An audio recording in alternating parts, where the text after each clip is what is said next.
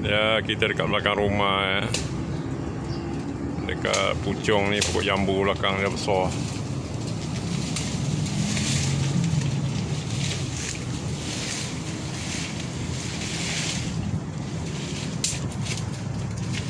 Ni akan datang ni boleh pot ni, buat rumah pondok-pondok atas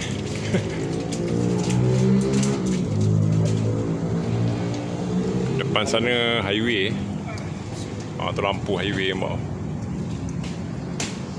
Highway LDP, Lebuh Raya Damansara Puchong.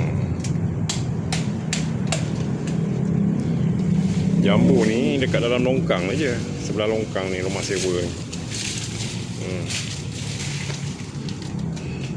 Maknanya ternyata di tempat sempit pun boleh tanam juga.